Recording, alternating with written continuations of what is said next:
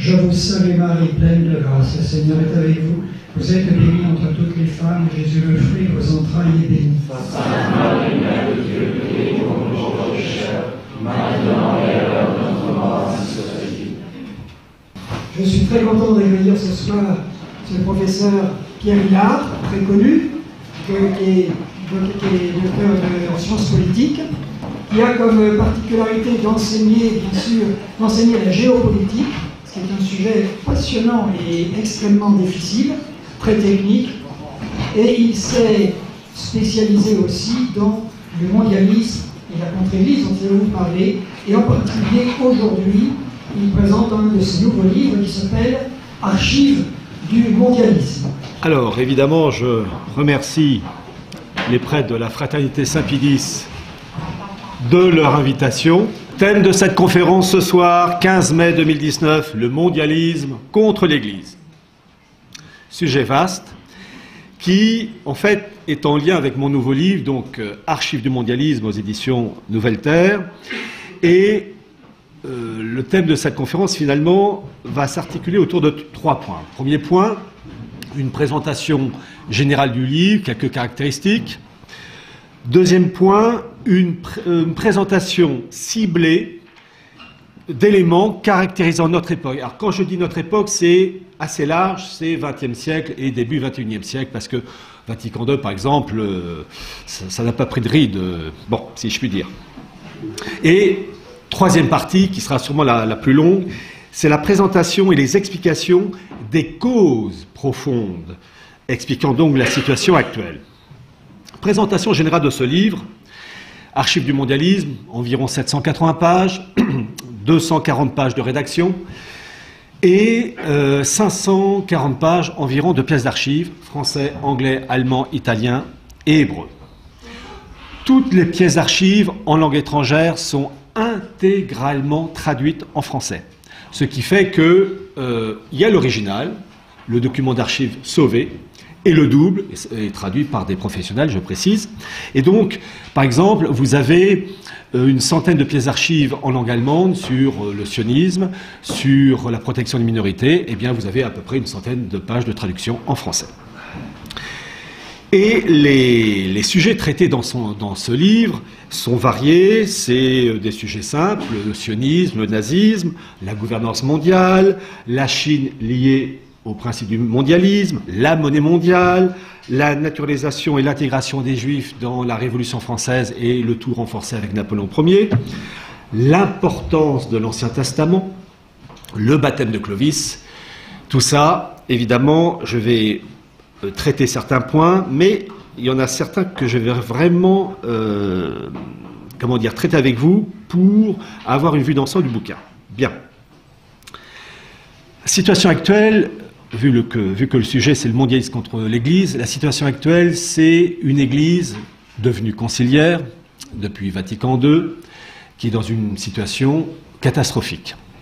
Dernièrement, par exemple, vous avez le séminaire de Lille qui a fermé, faute de séminaristes. J'allais dire c'est une bonne nouvelle. Pourquoi? Bon, certes, c'est révélateur de la situation catastrophique, mais compte tenu que ça produisait des prêtres conciliaires, c'est-à-dire que ça répandait du poison, là, on ferme le robinet, terminé, au moins, entre des prêtres conciliaires et le vide, je préfère le vide. Alors donc, situation catastrophique de l'Église, et commencé avec Vatican II, avec Jean XXIII, cependant, le mal a commencé bien avant Jean XXIII.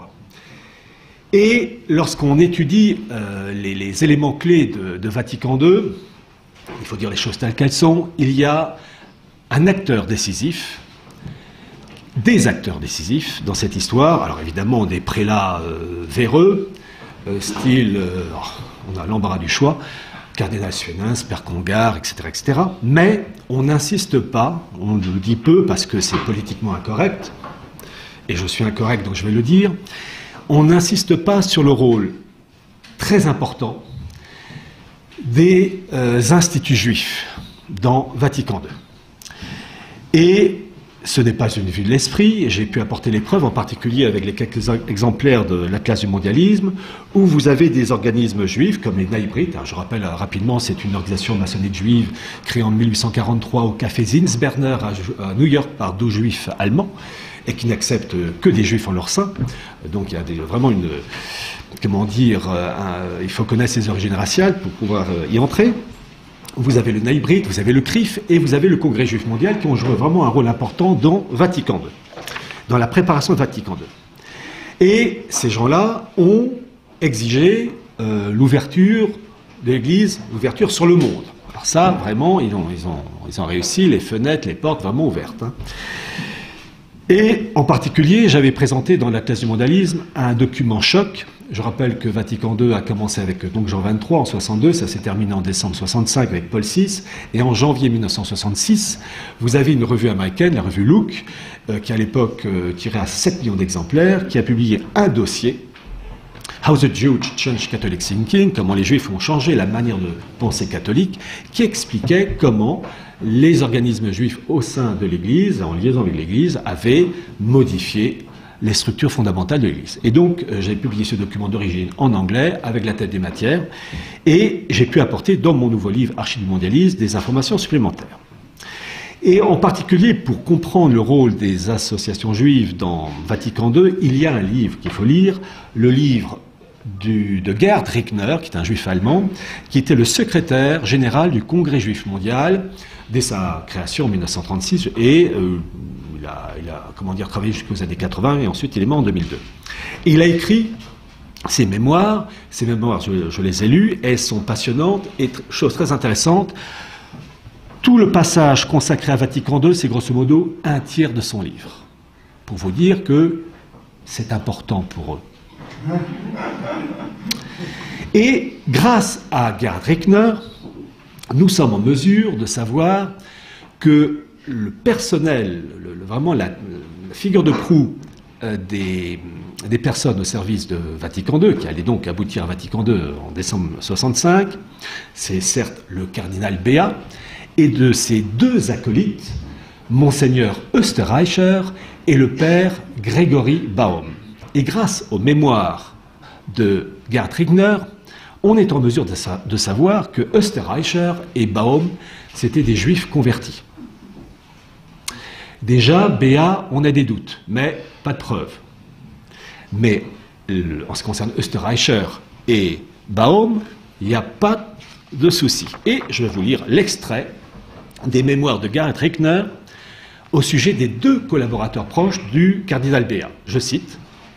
Monseigneur John Österreicher était un prêtre catholique d'origine juive, né en Tchécoslovaquie. On prétendait que dans sa Slovaquie natale, il avait fait partie de l'organisation de jeunesse juive à Chomer-Hadzaïr, proche de l'extrême gauche. Pendant le concile, Monseigneur Österreicher était le conseiller du cardinal König de Vienne. Le deuxième membre de la commission était également d'origine juive, Grégory Baum, un Augustin, pour qui j'ai toujours eu une très grande estime. Baum était de 12 ans plus jeune que moi, il est entré à l'école quand je l'ai quitté. En fait, Gerd Rickner a fréquenté l'école de Berlin, et Baum a fréquenté la même école avec les mêmes professeurs.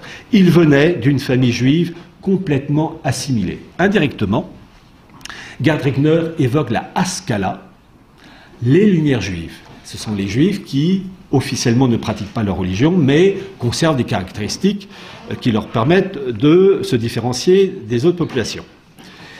Et donc, on a la preuve que les deux acolytes du cardinal Béat, grâce à Gerd Rickner, étaient de cette origine. Et la revue Look, en particulier de janvier 1966, apporte des informations très intéressantes, puisqu'elle montre en particulier une photo du cardinal Béat, avec ses acolytes, mais c'est surtout la photo de Béat, en discussion le 31 mars 1963 à New York, avec tous les représentants juifs, et en particulier Abraham Heschel, pour l'œcuménisme, la liberté religieuse, etc., etc. Donc on a la preuve, avec des documents venant, j'allais dire, de la partie adverse, que les juifs ont joué un rôle premier dans Vatican II. Il faut le dire. Alors, je vais citer encore Gerd Rickner qui a vraiment porté au pinacle les résultats de Vatican II, entre autres avec Nostra Aetate, vous savez ce document qui à l'égard des Juifs, et écoutez ce que dit Gary Rechner, donc je rappelle, secrétaire général du Congrès juif mondial. C'est vraiment révélateur de la réussite de ces personnes. Je le cite.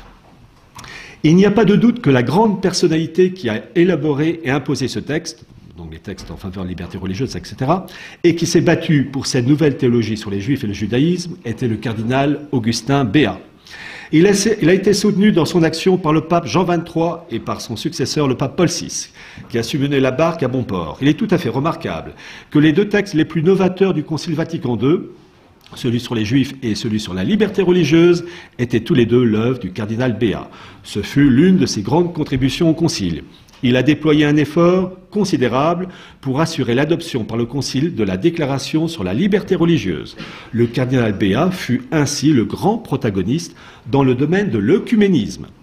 C'est par son travail et celui de son secrétariat que le texte du décret sur l'œcuménisme a été élaboré et mené à bon port à travers les écueils du Concile.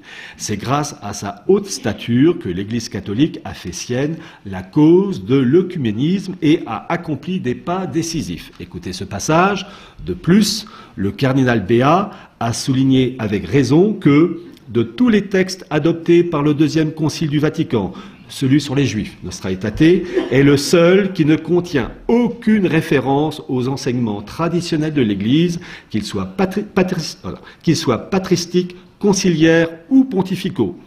Cela démontre, à l'évidence, le caractère révolutionnaire de cet acte. De même, la déclaration sur la liberté religieuse à laquelle nous nous sommes référés à plusieurs reprises va dans la même direction lorsqu'elle reconnaît aux autres religions, y compris le judaïsme, leur droit de rechercher sans contrainte les voies du salut et la vérité de Dieu ainsi que le libre exercice de leur religion. Donc on a la preuve, venant de la partie adverse, qu'ils sont contents.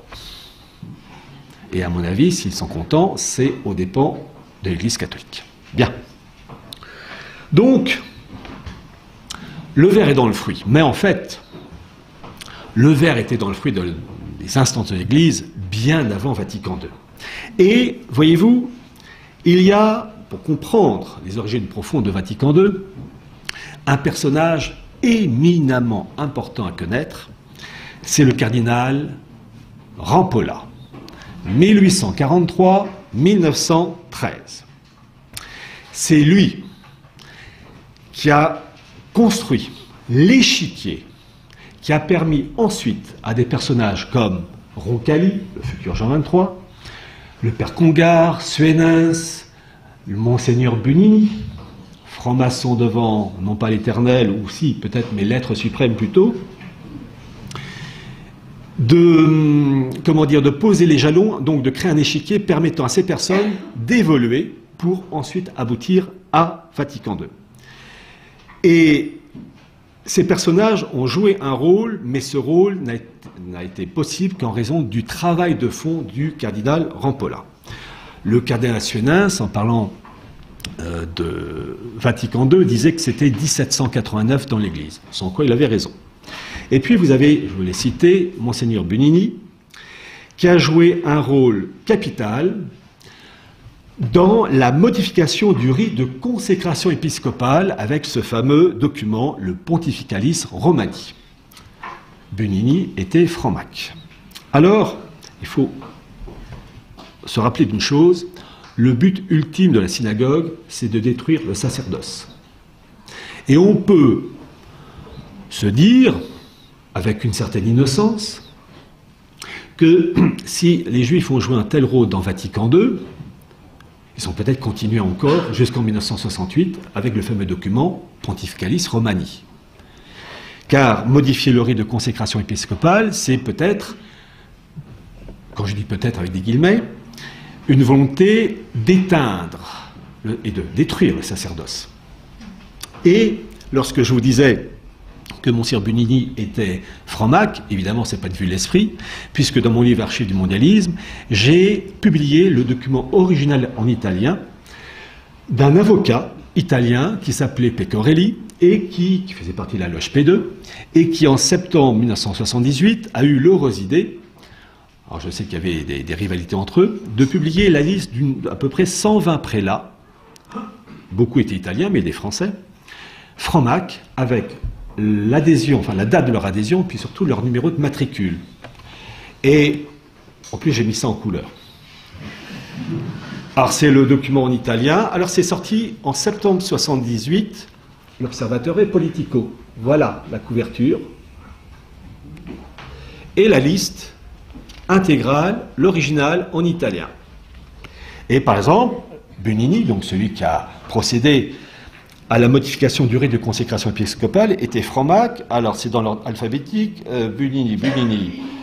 Bugnini, numéro de matricule 1365-75. Document d'origine.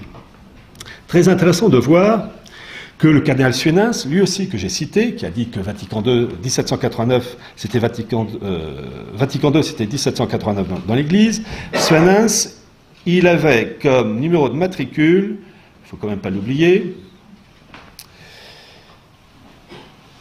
alors Suenens, je ne le trouve plus, voilà, ça y est, numéro 2164.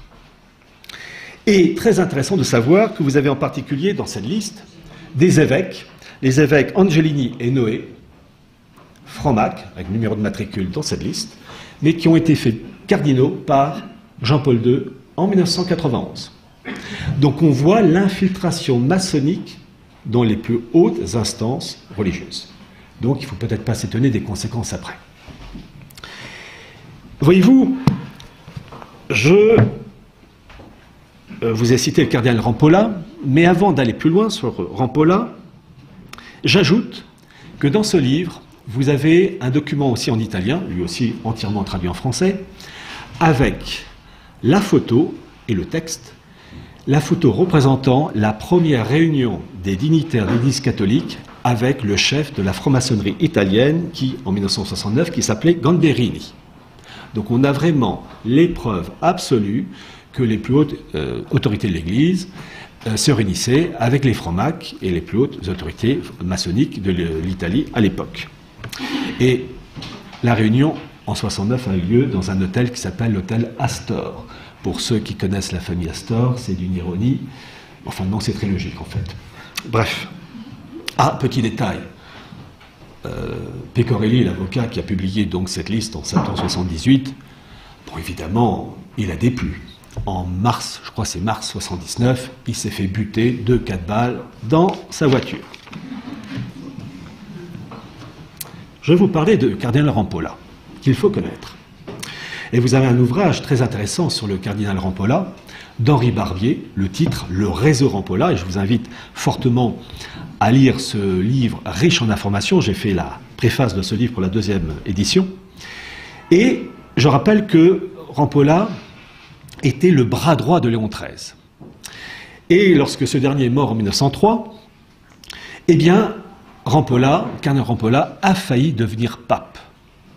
Alors certains vont dire encore théorie du complot, parce qu'il est ajouté que dans cette histoire, c'est l'Autriche des Habsbourg, enfin l'Autriche-Hongrie, François-Joseph, c'est l'Autriche-Hongrie qui s'est opposée à l'élection de Rampolla, donc à son arrivée sur le trône papal. Et certains disent théorie du complot, c'est inventé, etc. Non, c'est vrai. L'Autriche des Habsbourg a vraiment joué un rôle dans le blocage. Normalement, Rampolla devait devenir pape. Grâce au livre d'Henri Barbier, on sait qu'il était lié au plus haut degré de la franc-maçonnerie.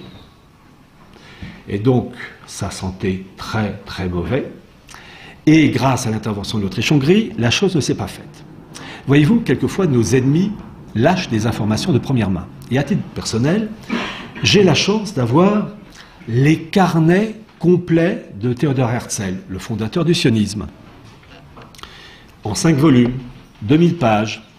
Et ces gens-là, ils balancent quelquefois des informations, ils ont tort, bon, parce que quelquefois on peut en profiter. Et dans les carnets complets de Theodor Herzl, en sachant que j'ai la photo dans le livre, avec l'information sous la photo, dans ces carnets complets, volume 5, page 1836, je vous donne la référence, vous avez cette information où il est dit qu'effectivement, cardinal Rampolla a failli devenir pape, mais la chose ne s'est pas faite parce que l'Autriche d'Habsbourg a mis le holà.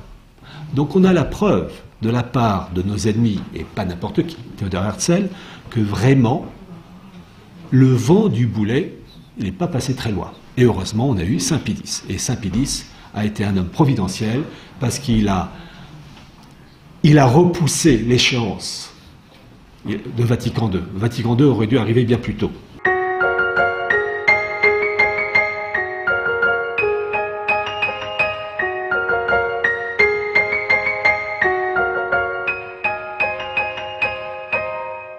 Deuxième point, sur le cardinal Rampolla. C'était un être malfaisant, et lorsque vous êtes au Vatican, quand vous rentrez au Vatican, sur la gauche, à mi-hauteur, vous avez une salle réservée au pape. Quand vous rentrez, vous avez l'ami Saint-Pierre. C'est le normal, c'est le premier, une grande statue. Sur la droite, vous avez toute une liste de tous les papes, depuis Saint-Pierre jusqu'à Jean-Paul II. Et sur la gauche, et j'ai les photos en couleur dans le livre, vous avez, je rappelle, c'est une salle réservée au pape, vous avez le buste du cardinal Rampolla avec une inscription en dessous. Le buste a été mis en 1914. Alors déjà, plusieurs remarques. En 2000 ans d'histoire, vous avez eu des milliers et des milliers de cardinaux. Pourquoi sur les milliers de cardinaux, il y en a un, Rampolla en l'occurrence, qui a le droit d'être dans la salle des papes? Eh bien, on peut deviner, puisqu'on sait déjà qu'il a failli devenir pape.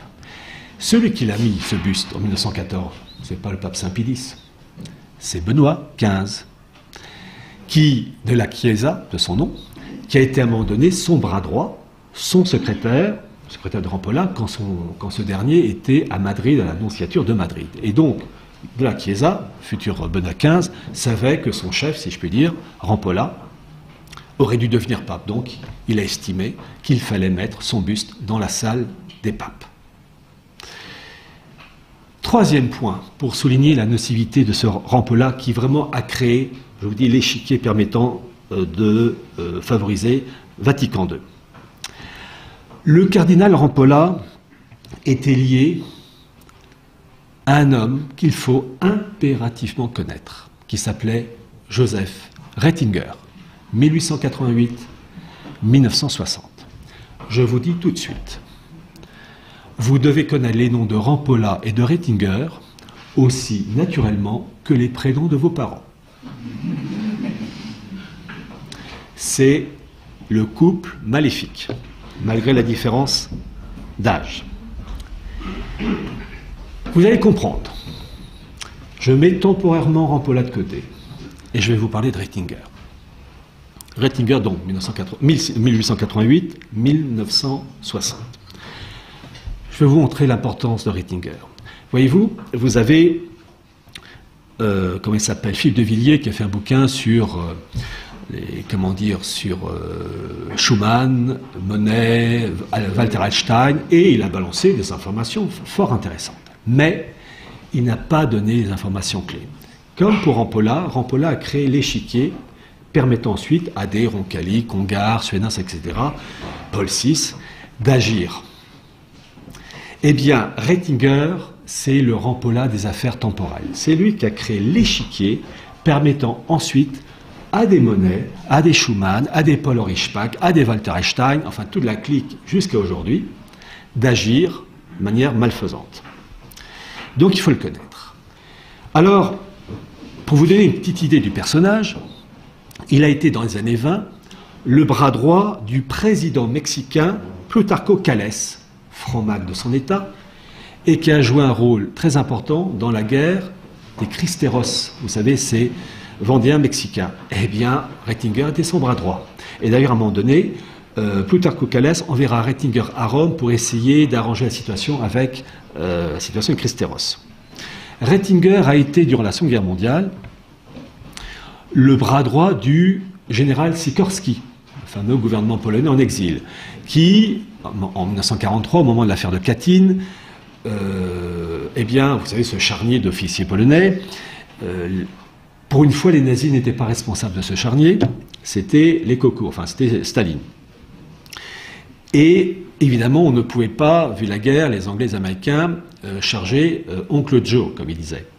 Et donc on a accusé les nazis d'être les responsables de ce charnier. Et, comment il s'appelle, Sikorski, il avait d'autres informations, d'autres preuves. Et à Gibraltar, avec une mallette sous le bras, il a pris l'avion. Et là, exceptionnellement, Rettinger ne l'a pas accompagné. Rettinger l'accompagnait toujours. Et là, non, il est resté à Gibraltar. Donc l'avion a décollé, effectivement, mais splash. Et Sikorski est mort, et donc les papiers, ben zut, on ne va pas pouvoir en parler. Lendemain de la Seconde Guerre mondiale, Rettinger est la figure de proue. Car, au mois de mai 1946, il prononce un discours dans un institut anglais qui s'appelle Chatham House, qui est un institut mondialiste, qui a été créé en 1919 par Lionel Curtis, qui était le fils spirituel de Cecil Rhodes, grand mondialiste devant l'éternel. Et Chatham House, son équivalent américain, c'est le CFR, c'est le CIC pour les Canadiens, en sachant que ces milieux anglo-saxons vont jouer un rôle très important dans la création en 1948-1949 de l'équivalent du CFR chinois, le CPIFA. C'est dans le livre, avec un document très intéressant de Yann Moncomble sur l'importance de la Chine dans l'architecture mondialiste. Vous savez, le spirituel et le temporel, tout ça c'est lié. Donc, 1946, mai 46, discours de Rettinger à Chatham House, il pose tous les jalons pour lancer la construction européenne. C'est pas Monet, c'est pas Walter Hallstein, c'est Rettinger. Et il va continuer son travail, puisqu'il va, dès l'année 46, lancer un institut européen qui s'appelait, le nom a changé au début, mais le nom définitif, c'était la Ligue européenne de coopération économique, qui pose les jalons, là aussi, pour la création de la CE en 57. La section française de la Ligue européenne de coopération économique était dirigée par un certain Edmond Giscard d'Estaing. Et Rettinger, lui, il est secrétaire. Rettinger, en fait, il lance tout, mais il est en retrait en tant que secrétaire. C'est aussi la création du mouvement européen pour regrouper tous les partis en faveur de l'unité européenne en 1948 avec le mouvement européen dirigé par Duncan Sandys, Rettinger est encore le secrétaire, Duncan Sandys, anglais de son état, mais surtout gendre de Winston Churchill. 1948, c'est mai 48, le congrès de La Haye qui véritablement lance la construction européenne, présidé par Churchill, celui qui organise tout ça, Joseph Rettinger. Les années 48-49, c'est la création, sous l'impulsion de Rettinger, du Comité américain pour une Europe unifiée, et dirigé par un homme, un Américain, qui s'appelait William Donovan, qui, durant la Seconde Guerre mondiale, était le patron de l'OSS, enfin les services secrets, devenu ensuite la CIA, en lien avec les frères Dulles, l'un qui était ministre des Affaires étrangères, l'autre de la CIA. Bien, vous voyez le CV de Rettinger. Et cerise sur le gâteau, 1954, création du Bilderberg, et en lien avec la famille Rockefeller, et Rettinger, après avoir créé cet institut, Bilderberg, en est son secrétaire jusqu'à sa mort en 1960. Vous voyez l'importance du personnage. Maintenant, petit élément. Pour comprendre le mondialisme, il faut le comprendre, vous avez la branche temporelle et la branche spirituelle. La mâchoire, l'une accompagne l'autre. J'ai, dans ce livre Archives du mondialisme, une pièce d'archive, un document, j'ai mis la main dessus à la dernière minute, extraordinaire, c'est inédit.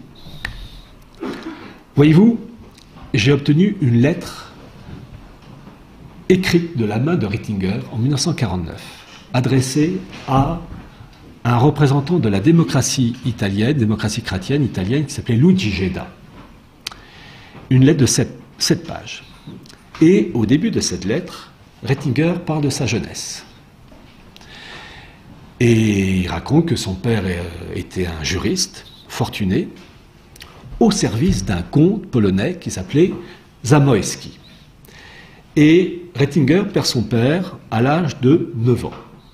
Et c'est ce comte Zamoyski qui devient le tuteur du jeune Rettinger. Et officiellement, Rettinger écrit qu'il est élevé dans une religion catholique pure et dure. Quand on voit ce qu'il a fait après, on a des doutes. Et Rettinger, dans sa lettre, précise qu'à l'âge de 18 ans, donc on est en 1906, il se sent porté par une foi et il veut intégrer l'Académie des nobles ecclésiastiques. C'est cette académie qui forme le personnel diplomatique du Vatican, qui depuis s'appelle l'Académie pontificale ecclésiastique. Paul VI est passé par là. Bon.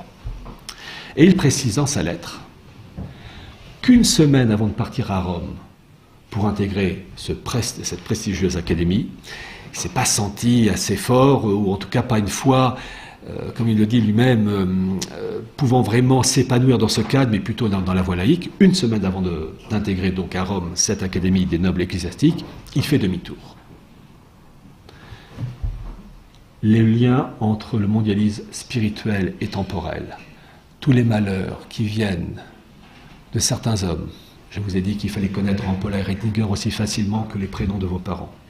Il ajoute dans la page 2 de cette lettre ce passage qui résume tous nos malheurs, les malheurs du XXe siècle et début XXIe siècle, où il dit que son arrivée, prévue donc normalement à l'Académie des nobles ecclésiastiques, la place, je le cite, lui avait été réservée grâce à la bienveillance du cardinal Rampolla. Et là, mesdames et messieurs, monsieur l'abbé, nous avons le couple infernal. Les deux hommes qui ont créé tous les malheurs. Rampolla pour la branche spirituelle qui va donner Vatican II. Et Ratzinger, tout ce qui est construction européenne en lien avec le partenariat transatlantique dans le cadre de la gouvernance mondiale. Là, on a la preuve du rôle malfaisant. Ces élites se connaissent, se recrutent. J'avoue que Rampolla avait repéré dans un jeune homme de 18 ans une potentialité. Il avait dit, toi mon bonhomme, viens. C'est ça qui est extraordinaire. Il se repère. Les élites mondialistes se recrutent comme ça. Bien. Pour comprendre la situation actuelle, il faut, quand je dis actuelle, 20e siècle, début 21e siècle, il faut aller encore plus loin. Voyez-vous, le fond de l'histoire, c'est que nous assistons à un combat à mort depuis 2000 ans entre l'Église et la synagogue. Et Vatican II en est une des batailles. C'est un combat à mort, donc, entre l'Église et la synagogue, pas l'islam. L'islam n'est qu'un outil dans cette histoire, hors course. Et vous allez comprendre pourquoi. Pour comprendre véritablement la situation, il faut s'intéresser à l'Ancien Testament. Et l'Ancien Testament, c'est la Bible hébraïque. Tanakh. Et évidemment, ça a été le socle aussi avec l'Ancien Testament pour l'Église, en sachant évidemment que l'interprétation diffère. Mais cette Bible hébraïque, je présente rapidement, se présente donc avec 5 livres, Genèse, Exode, Lévitique, Nombre et Deutéronome, avec toute une série de prophètes, sans tous les citer, Jérémie, Isaïe, Jonas, Osée, Zacharie, Isaïe, je l'ai cité encore, et des écrits ou hagiographes, le livre d'Esther.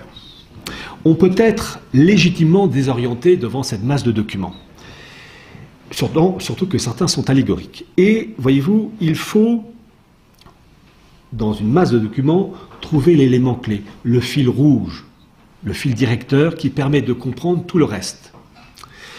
Et pour comprendre, trouver l'élément clé et comprendre le raisonnement, je vais utiliser un exemple que j'ai déjà utilisé dans une conférence précédente, mais je trouve que c'est utile, donc je recommence.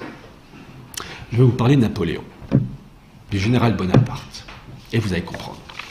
Quand on voit l'épopée napoléonienne, qu'est-ce qu'on voit? D'abord un général, on voit le siège de Toulon, on voit la campagne d'Égypte, on voit la paix d'Amiens en 1802, qui dure qu'un an, et puis la guerre reprend avec les Anglais, avec Trafalgar, peu de temps après. On voit Napoléon en Prusse, en Autriche, en Russie, sans oublier la guerre d'Espagne, bref, et tout ça, ça se termine en juin 1815 à Waterloo. On est pris dans un tourbillon. Comment expliquer l'épopée napoléonienne? Alors il y a un homme qui a parfaitement saisi le fil directeur, un homme de génie pour qui j'ai une immense admiration, mais malheureusement qui avait un esprit naturaliste, c'est Jacques Bainville, son Napoléon de 1931, qui explique que le cœur de l'affaire de l'épopée napoléonienne, c'est la Belgique. En effet, les armées de la Révolution en 1792 vont conquérir la rive gauche du Rhin et la Belgique en priorité. Et ça, l'Angleterre le refuse catégoriquement, car la Belgique, plus exactement, le port d'Anvers est un pistolet braqué sur l'ongle, comme le disait le Premier ministre de l'époque, William Pitt. Et Napoléon hérite donc de ces annexions révolutionnaires, et pour obliger l'Angleterre à accepter le contrôle par la France de la Belgique, il va imposer un blocus commercial. Et lorsque Napoléon est à Berlin, c'est pour obliger la Prusse à rentrer dans ce blocus commercial pour le maintien de la Belgique dans la sphère française. Quand Napoléon est à Vienne, c'est pour obliger l'Autriche d'Habsbourg à participer à ce blocus pour garder la Belgique. Quand Napoléon est à Moscou, c'est pour obliger les Russes à participer à ce blocus pour le maintien de la Belgique dans le cadre français. Et en face, l'Angleterre, elle fait tout pour casser ces alliances. Et l'histoire se termine en juin 1815 à Waterloo, en Belgique. C'est-à-dire, ça commence en Belgique, ça se termine en Belgique. C'est le fil directeur. Eh bien, lorsque vous avez cette méthode de raisonnement, il faut l'appliquer pour l'Ancien Testament. Cherchons la Belgique de l'Ancien Testament. La Belgique de l'Ancien Testament. Quand on voit la Bible hébraïque, avec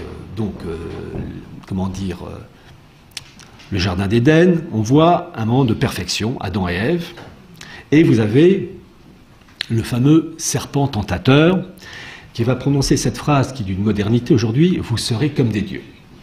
Et la faute d'Ève, entraînant Adam, fait qu'il va avoir ce qu'on appelle le péché originel, qui se traduit par l'expulsion d'Adam et Ève de ce paradis terrestre.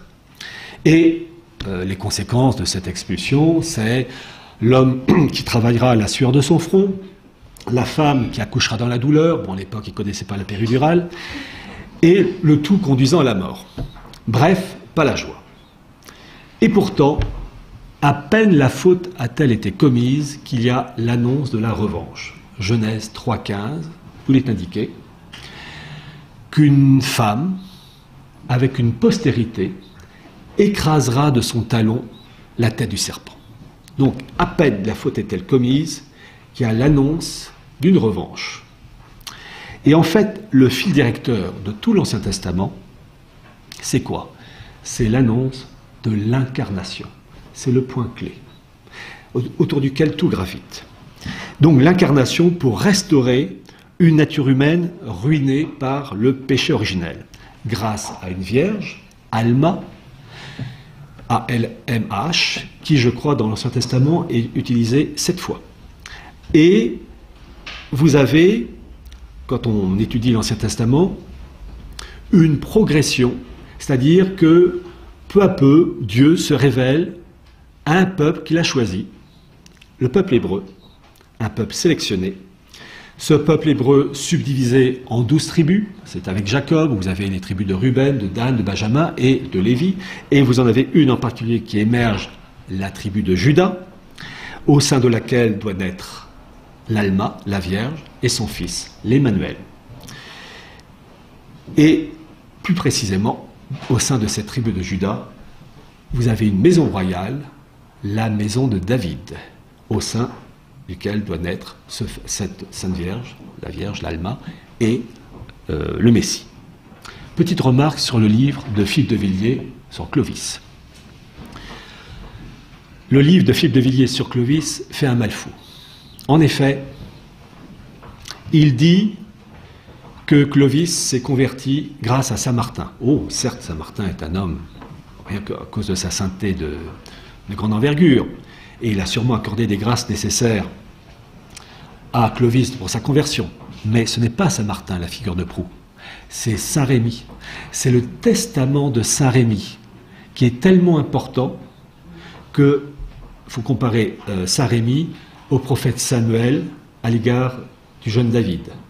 Et Saint Rémy, dans son testament, s'appuie sur l'Ancien Testament et évoque l'importance de la maison de David en expliquant que la jeune lignée royale, Clovis, continue la maison de David avec, entre les deux, l'incarnation. Et ça, le copain de Philippe de Villiers, Éric Zemmour de Confession juive, ne va pas le lui rappeler.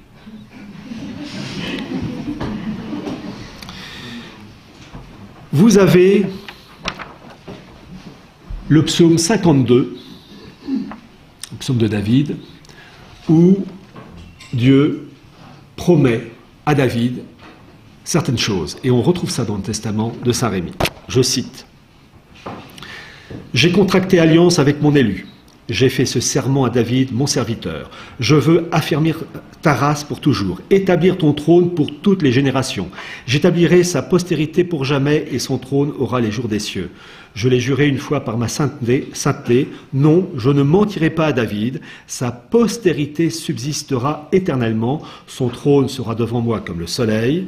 Comme la lune, il est établi pour toujours et le témoin qui est au ciel est fidèle. » Et cette promesse de Dieu à David, on la retrouve avec le testament de Saint Rémy à l'égard de Clovis, avec les promesses, si la lignée royale se tient bien, les menaces et les conséquences désastreuses si la lignée royale désobéit aux préceptes divins. Et en plus de ce psaume, on peut ajouter les psaumes 21 et 109 de David, qui évoquent, et c'est un point très important, un Messie souffrant, une Jérusalem spirituelle, c'est entendu l'Église, avec la préfiguration du Christ, annoncée avec Melchizedek, près du Très-Haut, annoncée déjà dans la Genèse 14, où Melchizedek se présente devant Abraham après la victoire de ce dernier face à ses ennemis, où Melchizedek se présente donc devant Abraham avec du pain et du vin. C'est l'annonce, ça préfigure le Christ. Donc tout l'Ancien Testament est l'annonce d'un Messie via la maison de David, et toute la politique du serpent, Satan, est de détruire cette maison de David, toute cette lignée royale, tous les rois qui vont suivre après le roi David, de corrompre les Hébreux via le paganisme, des sens sataniques, les sacrifices humains, mais aussi donc chercher à détruire ces lignées royales en faisant intervenir des chefs militaires païens, assyriens comme Téglat-Phalasar, Salmanassar, Sargon, Sénachérib, pour détruire cette maison de David et, en bout de course, dans l'espoir de détruire l'incarnation. C'est ça l'Ancien Testament. C'est la promesse de Dieu qu'il y aura vraiment un Messie au sein de la tribu de Juda, plus précisément la maison de David, et en face, vous avez les forces sataniques qui utilisent des chefs militaires, Téglat-Phalasar et compagnie, pour tenter de détruire cette maison de David et, s'ils avaient réussi, par ricochet, empêcher l'incarnation. C'est le cœur du sujet. C'est le cœur, c'est la Belgique. Bon.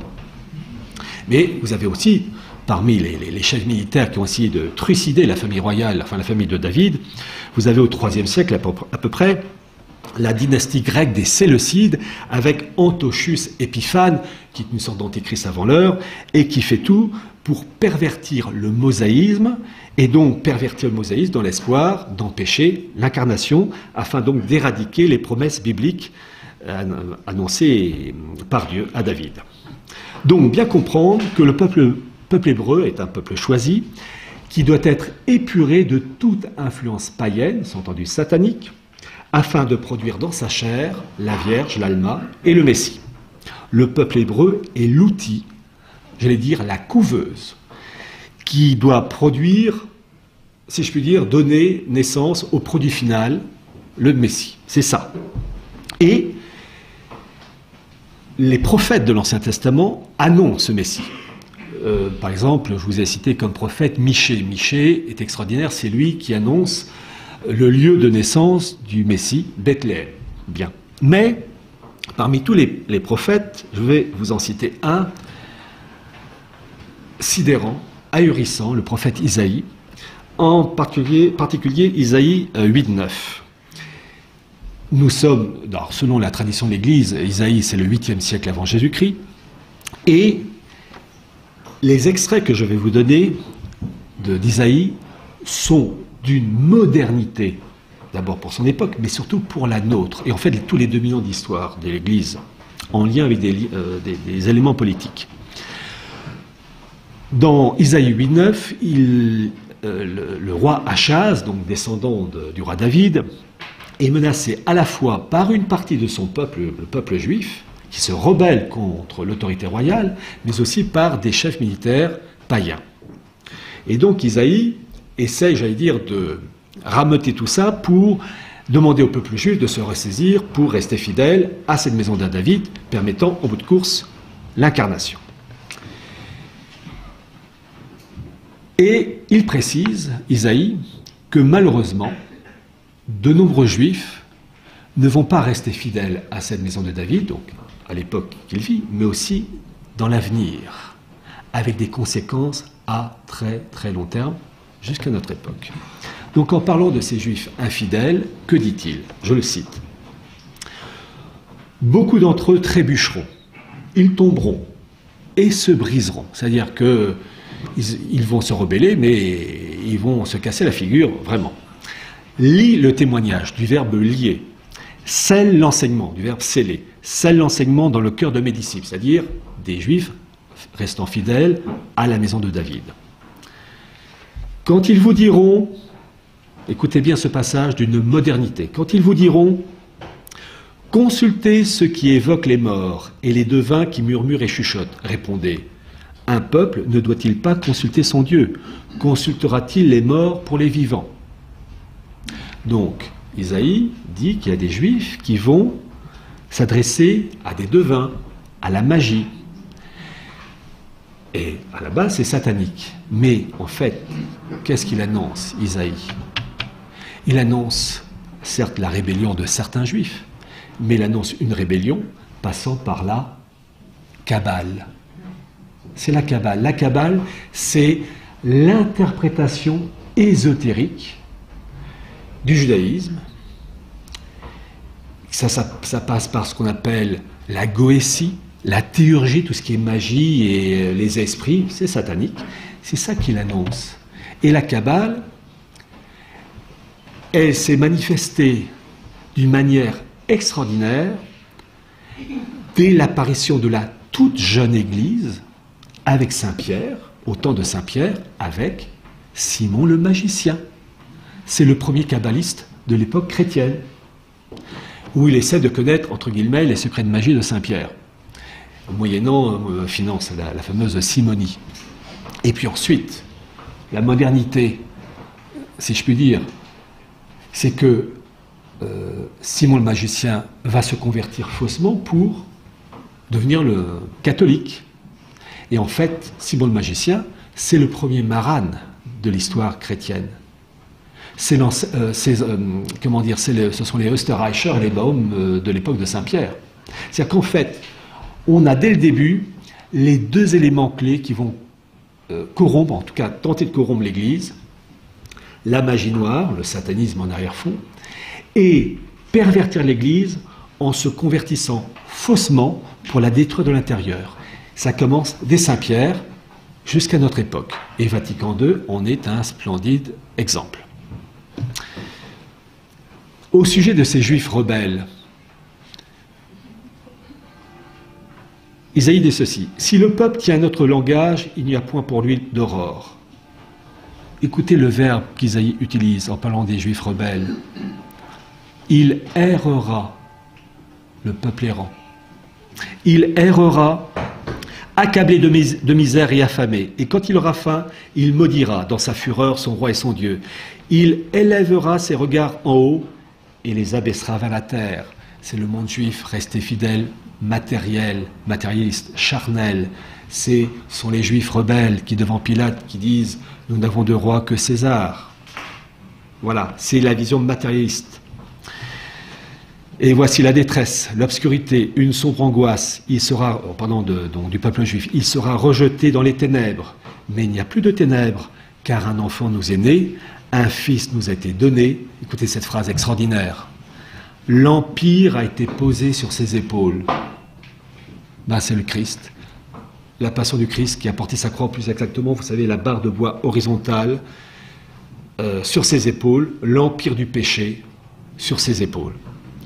Car, donc, un enfant nous est né, un fils nous a été donné, l'empire a été posé sur ses épaules, et on lui donne pour nom conseiller admirable, Dieu fort, Père éternel, prince de la paix. La modernité d'Isaïe dans cette histoire. Bien. Alors, il y a un élément que je rajoute pour tout ce qui est magie. annoncé par Isaïe, et qui, donc ça s'appelle la Kabbale, et qu'on voit avec Simon le magicien. Les termes hébreux de l'époque, de la Bible hébraïque, ce sont les obot et les idonim. C'est tout ce qui est devin, nécromancien. Voilà.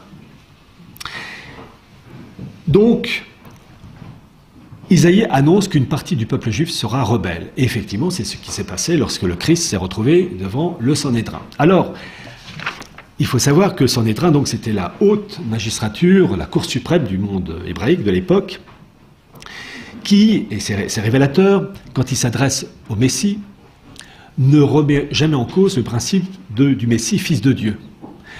Le Sanhédrin condamne le Christ pour s'adjuger cet honneur. Et une chose qu'il faut se poser, et je suis sûr que beaucoup de personnes ici présentes ne se sont jamais posé la question, pourquoi ces élites juives, qui avaient tous les prophètes, Isaïe, Zacharie, etc., qui annonçaient, Michée pour Bethléem, qui annonçaient l'arrivée du Messie, pourquoi le Sanhédrin, ces élites rabbiniques, mis à part Nicodème par exemple, pourquoi ils se sont rebellés et n'ont pas voulu reconnaître le Christ comme le Messie? Il faut se poser la question. Eh bien,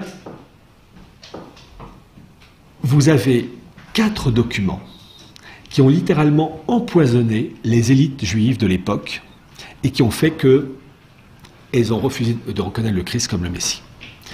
Et avant de vous citer ces 4 documents, il y a une chose que je voudrais vous donner, une citation d'un prêtre, l'abbé Joseph Lehmann, qui a su résumer en une très belle phrase le Messie. Je vous ai dit que le Messie devait naître dans la maison de David, descendant de David. C'est ce qu'on appelle l'union hypostatique, vrai homme et vrai Dieu, hypostase, substance. Écoutez cette magnifique phrase. Le Messie, fils de David, par sa génération temporelle, le Seigneur de David, par sa génération éternelle.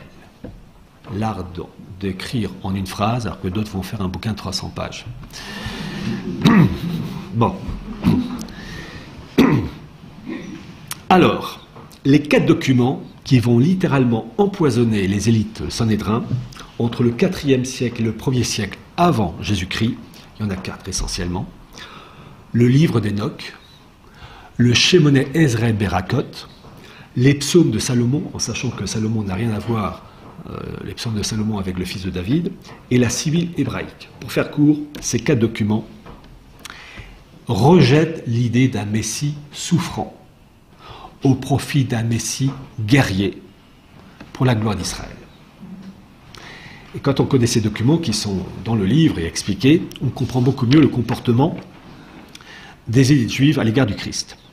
Et durant le 1er siècle, qui suit donc la mort du Christ, cette haine antichristique va se renforcer avec 4 autres documents qui sont les Targum, le livre des Jubilés, le 4e livre d'Esdras et l'Apocalypse de Baruch. Là aussi, le Messie souffrant est évacué au profit d'un peuple juif, véritable pierre angulaire pour un renouveau du monde, au profit, pour la plus grande gloire d'Israël, le tout dans un cadre millénariste. Et voyez-vous, mesdames et messieurs, nous avons là tous les germes de ce qu'on verra plus tard, pendant 2000 ans.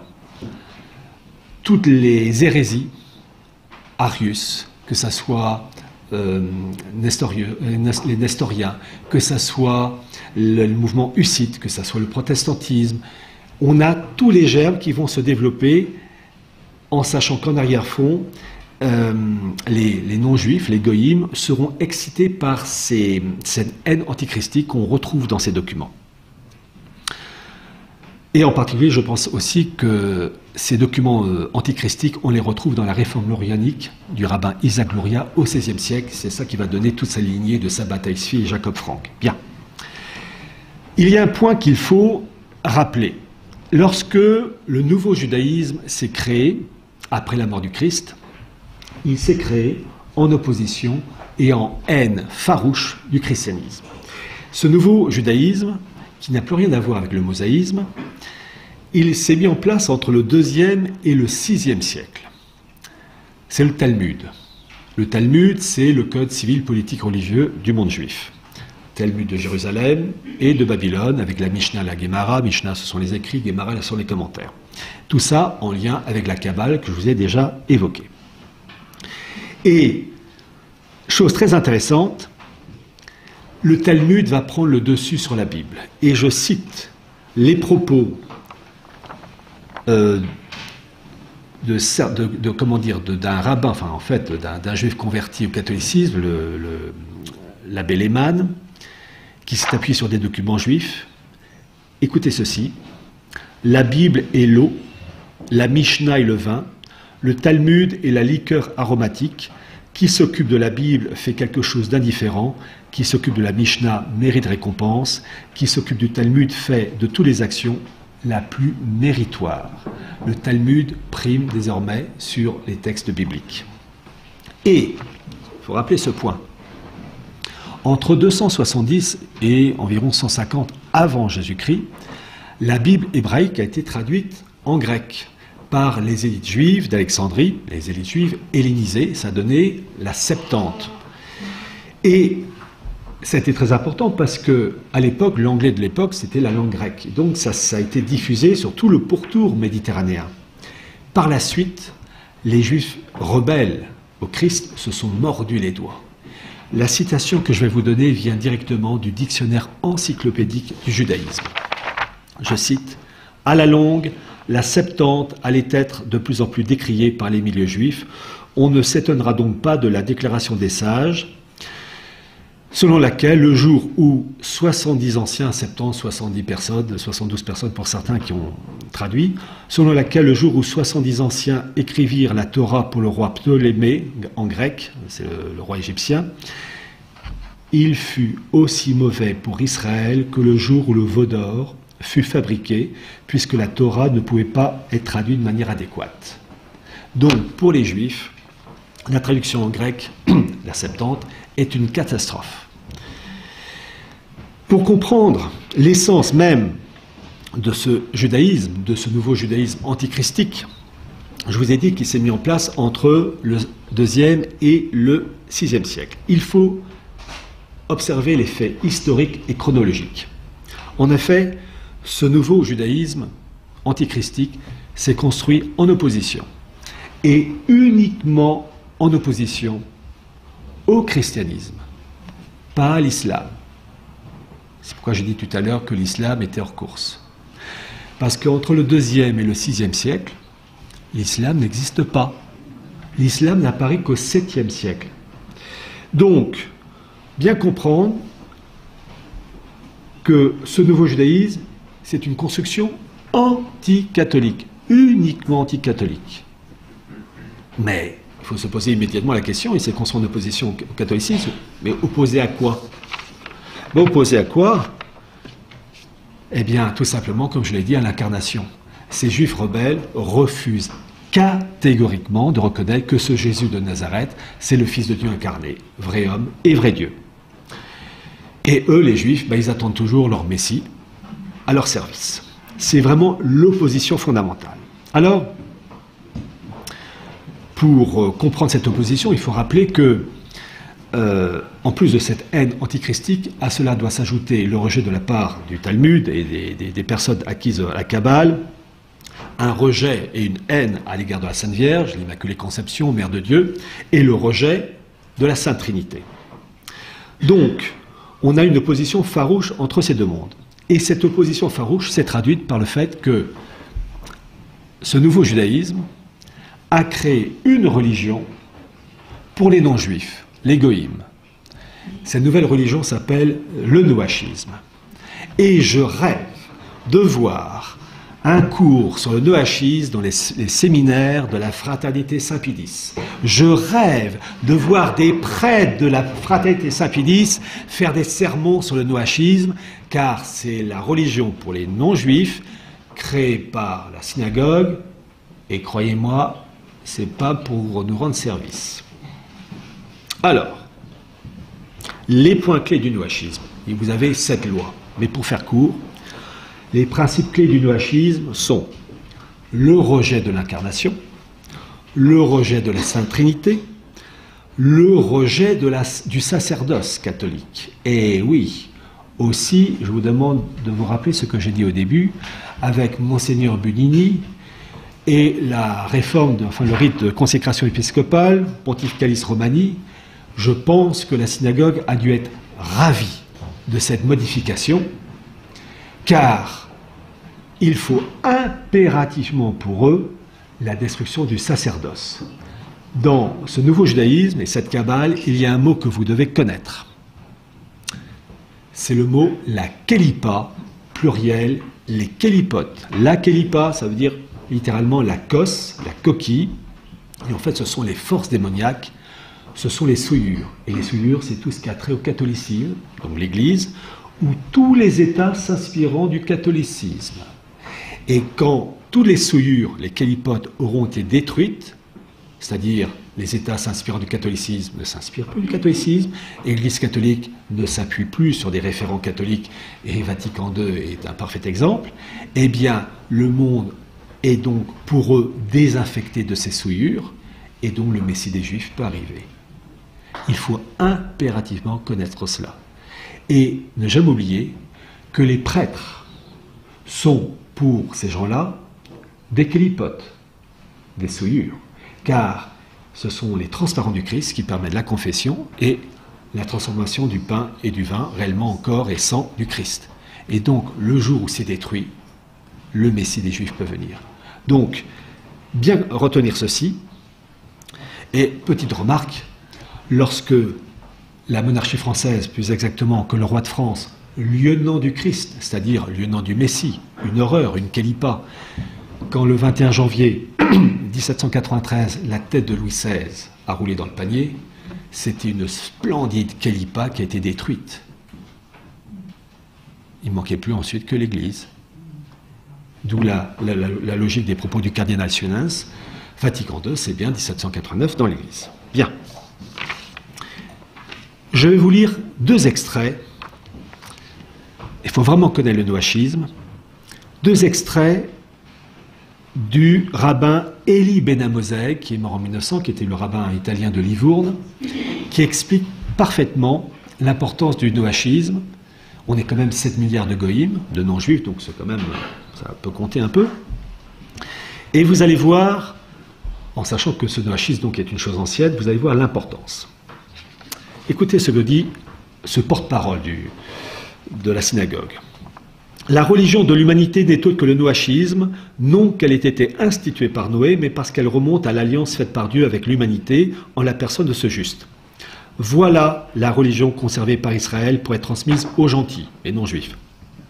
Et comme cette religion n'est autre que le noachisme, on peut continuer à l'appeler le christianisme, débarrassé toutefois de la Trinité et de l'incarnation. Quant à la personne de Jésus, pourvu qu'on ne lui attribue point la divinité, il n'y aurait aucun mal à faire de lui un prophète. Ben ça, c'est l'islam. Dans l'islam, vous n'avez pas de Trinité, vous avez un Dieu un, et le Jésus de l'islam, c'est un homme. Ce n'est pas, comme c'est le cas dans le catholicisme, le Fils de Dieu incarné, vrai homme et vrai Dieu. Et petite précision, vous avez dans l'islam l'utilisation du mot Messie, mais le mot Messie n'a pas du tout la même signification. Le mot Messie pour parler de Jésus, c'est pour parler d'un homme, point barre. Alors que le mot Messie pour les catholiques, c'est vrai homme et vrai Dieu. Donc il y a vraiment deux mondes complètement différents. Pensez au Pontificalis Romani de juin 68. Cependant, je ne puis vous taire que ce devoir exclut le sacerdoce catholique. À mon avis, ils ont dû être drôlement contents en 68. Avant toute chose, je voudrais que vous persuadiez bien que cette religion noachide n'est pas une trouvaille que j'ai personnellement faite, encore moins une invention de ma façon, une sorte d'expédient de polémique plus ou moins heureuse. Non, c'est un fait étudié, discuté à chaque page de notre Talmud. Le judaïsme opère une distinction entre les juifs et les gentils. D'après ses enseignements, les premiers se trouvent soumis comme prêtres de l'humanité, les seconds, les laïcs dans l'humanité, sont soumis qu'à la seule ancienne et perpétuelle religion universelle, au service de laquelle les juifs et le judaïsme tout entier ont été placés. je ne cesserai de vous répéter que le noachide est bel et bien dans le giron de la seule Église, vraiment universelle, fidèle de cette religion comme le juif en est le prêtre, chargé, ne l'oubliez pas, d'enseigner à l'humanité la religion de ses laïcs, comme il est tenu, en ce qui le concerne personnellement, de pratiquer celle des prêtres. Voilà l'expression exacte de la doctrine du judaïsme. Et le rabbin Ben Mosheim, donc dans son livre « Le sanctuaire inconnu et Israël et humanité », dit ceci, qu'il faut que le christianisme, le catholicisme soit changé pour aboutir, je cite son expression, au catholicisme d'Israël. Et Vatican II, c'est ça, avec le pontificalisme romani en bout de course. Il ne parle jamais de mettre en place un islam d'Israël, parce que les fondamentaux du noachisme, Dieu unique, pas de Sainte Trinité, Jésus saint prophète, c'est déjà acquis. Il y a peut-être des musulmans dans cette salle, et puis c'est filmé. Ne voyez pas dans mes propos comme une forme d'insulte, loin de moi. C'est simplement factuel. Je constate que là c'est pareil et là c'est différent. Voilà. Et je vous demande simplement de constater les faits et d'en tirer aussi les conséquences. Bien. Alors, je me rapproche de la fin. Je rajoute une petite chose aussi. L'islam n'établit pas de distinction entre le spirituel et le temporel. Le Coran est incréé, c'est-à-dire que c'est quelque chose de divin, donc fatalement, ce Coran incréé n'établissant pas de distinction entre le spirituel et le temporel est obligatoirement supérieur au droit français, au droit italien ou à toute forme de constitution. Ça aussi, ça ne crée pas de facilité de relation entre des peuples encore restés chrétiens, et en 2019, je mets des 3 points de suspension. Voilà. Donc, tous les problèmes viennent de là. 2 mondes complètement différents. Dernier point, bien comprendre l'importance de l'esprit messianique chez les Juifs qui attendent toujours leur Messie. Et le premier de la liste, il y en a eu plus d'une vingtaine, c'est Shimon Bar Kokhba dans les années 132-135, avec sa fameuse révolte contre l'occupant romain. Il va quand même anéantir toute une légion romaine, donc quand même, il s'est fait mal voir. Et l'empereur Adrien va, je crois, mobiliser entre un tiers ou la moitié de l'armée romaine pour avoir sa peau. Et lui et ses copains, ils se sont réfugiés dans la forteresse du Bétard. Ça, le mot est resté. Et toute sa lignée messianique, je vous dis, il y a une vingtaine facilement de messies à travers le monde qui se présentent donc comme le messie véritable. Sachez une chose. Dans ce livre, Archives du mondialisme, j'ai parlé de l'intégration des Juifs dans la Révolution française avec Napoléon Ier. J'avoue que j'ai fait une découverte qui m'a sidéré. La connaissance absolument extraordinaire du monde juif, du messianisme juif, par Mirabeau. Mirabeau connaissait ces choses-là. Mais c'est simple, il vous donne le nom du Messie juif perse du XIIe siècle, Alroy. Il connaissait Sabbatai Tzvi, qui est donc ce rabbin, lui et ses amis, enfin ses disciples plutôt, qui vont se convertir faussement à l'islam au XVIIe siècle. Mais ça, sans problème. L'islam, Dieu unique, pareil pour les Juifs, pas de Sainte Trinité, pas de sacerdoce, etc. Vraiment, là, le coup de la Révolution française, Mirabeau, en lien en plus avec les frères asiatiques, fondés par le petit cousin de Jacques Offranc, qui est le successeur de la lignée messianique de Sabbatai Tzvi. Jacques Offranc, qui s'est présenté comme le Messie, et qui, avant de se convertir faussement au catholicisme, lui et ses amis, la veille de leur baptême, sont allés dans une forêt, ont planté une croix, se sont mis tout nus avec une orgie sexuelle à la suite, et le lendemain, ils se convertissaient officiellement. Et Jacques Offranc avait comme parrain Auguste III de Pologne, le grand-père de Louis XVI. Ça explique aussi beaucoup de choses dans la Révolution française. Le franquisme, Jacques Offranc, a joué un rôle capital dans Vatican II. Vatican II, c'est la suite du franquisme. Et d'un point de vue temporel, la politique des néoconservateurs américains, c'est du franquisme. Et pour vous résumer et terminer, je suis à la dernière page, tenez le coup. Il y en avait 6. Pour comprendre le franquisme et l'idéologie franquiste, il y a dans ce livre une pièce d'archive absolument exceptionnelle. Voyez-vous, quand on parle du christianisme, vous avez la Bible. Pour l'islam, le Coran. pour le communisme, le Capital de Marx, pour le nazisme, Mein Kampf. Eh bien, pour la première fois, vous avez dans ce livre la doctrine franquiste. Vous avez une équipe d'universitaires juifs américains. Cette équipe a publié les textes écrits de la main de Jacob Frank et de ses disciples, 1767, 1768 et 1800. Ce sont les originaux en hébreu, le tout traduit en anglais avec les explications, plus d'une vingtaine de pages, et l'intégralité ensuite traduite en français. Et cette doctrine franquiste du XVIIIe siècle va pourrir l'Église avec Vatican II, et cela jusqu'à la fin des temps. Je vous résume les 4 points de l'idéologie franquiste.